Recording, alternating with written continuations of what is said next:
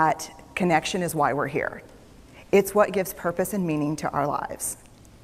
This is what it's all about. It doesn't matter whether you talk to people who work in social justice and mental health and abuse and neglect. What we know is that connection, the ability to feel connected, is neurobiologically, that's how we're wired, it's why we're here. So I thought, you know what, I'm gonna start with connection. Well, you know that situation where you get an evaluation from your boss and she tells you 37 things that you do really awesome and one thing that you can't, an opportunity for growth. And all you can think about is that opportunity for growth, right?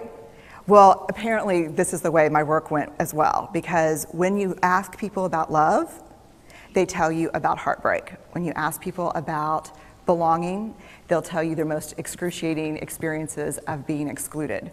And when you ask people about connection, the stories they told me were about disconnection. So very quickly, really about 6 weeks into this research, I ran into this unnamed thing that absolutely unraveled connection in a way that I didn't understand or had never seen. And so I pulled back out of the research and thought, I need to figure out what this is. And it turned out to be shame.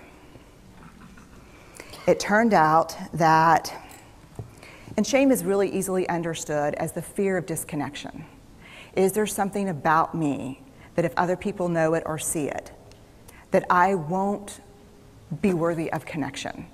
The things I can tell you about it, it's universal. We all have it. The only people who don't experience shame have no capacity for human empathy or connection. No one wants to talk about it, and the less you talk about it, the more you have it. What underpinned this shame, this I'm not good enough, which we all know that feeling, I'm not blank enough, I'm not thin enough, rich enough, beautiful enough, smart enough, promoted enough. The thing that underpinned this was kind of this excruciating vulnerability, this idea of, in order for connection to happen, we have to allow ourselves to be seen, really seen.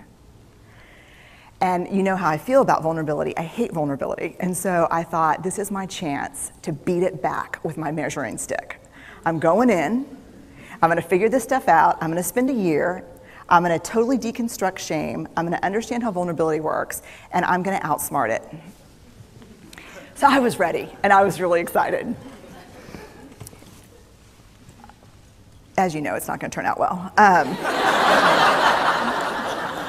You know this. So I could tell you a lot about shame, but I'd have to borrow everyone else's time. But here's what I can tell you that it boils down to.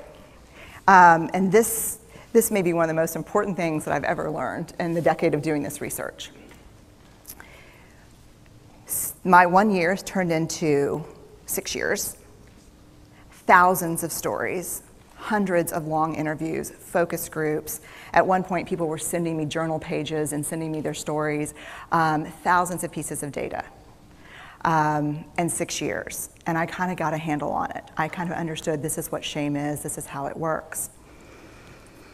I wrote a book, I published a theory, but something was not okay. And what it was is that if I roughly took the people I interviewed and divided them into people who really have a sense of worthiness, that's what this comes down to, a sense of worthiness.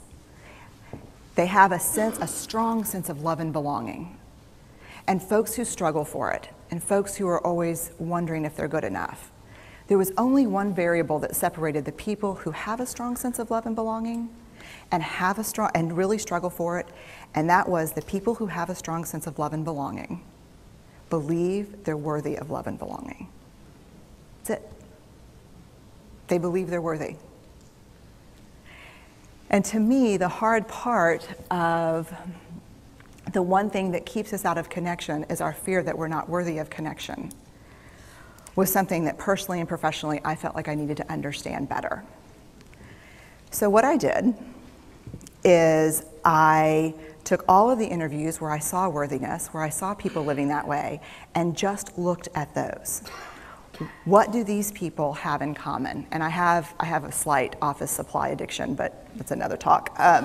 So I had a manila notebook, a manila folder, and I had a Sharpie, and I was like, what am I gonna call this research? And the first words that came to my mind were wholehearted.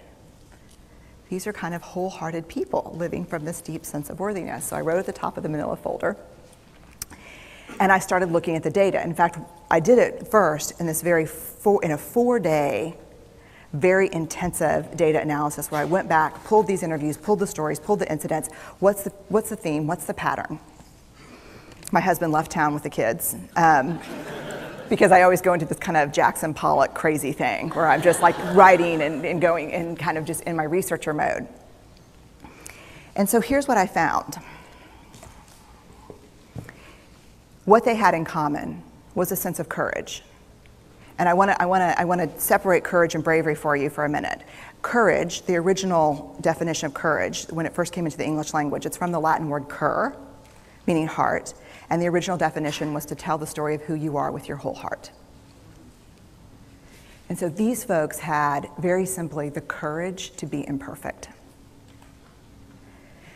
They had the compassion to be kind to themselves first and then to others, because as it turns out, we can't practice compassion with other people if we can't treat ourselves kindly.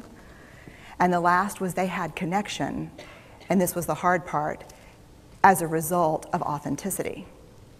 They were willing to let go of who they thought they should be in order to be who they were, which is, you have to absolutely do that for connection. The other thing that they had in common was this. They fully embraced vulnerability.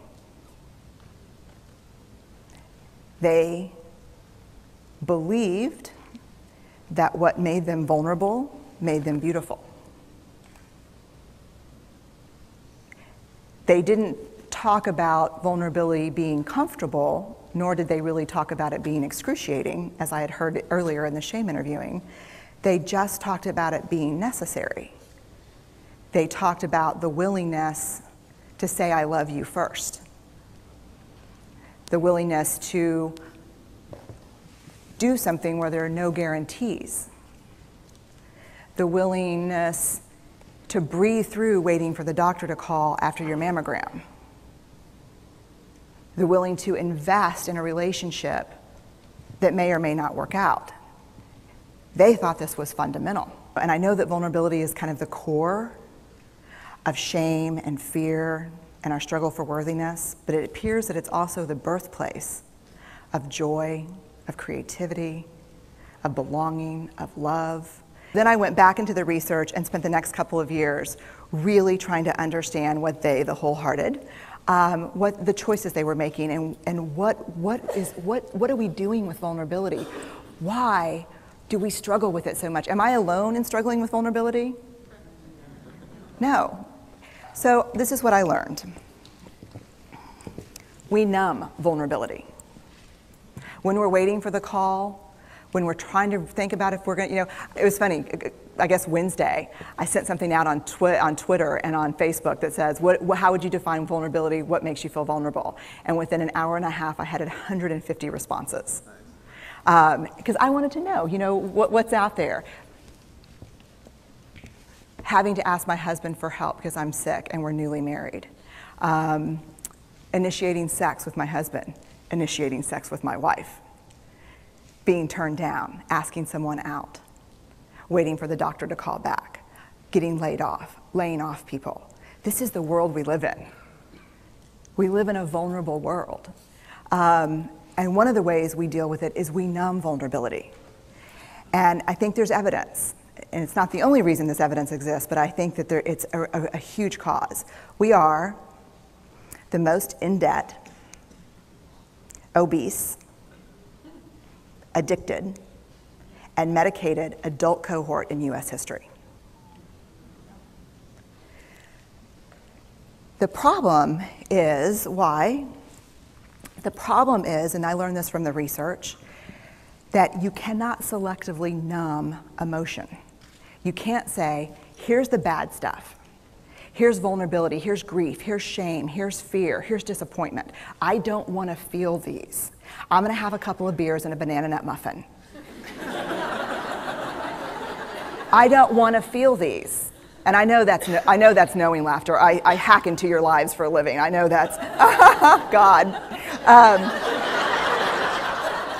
You can't numb those hard feelings without numbing the other affects or emotions. You cannot selectively numb. So when we numb those, we numb joy. We numb gratitude. We numb happiness.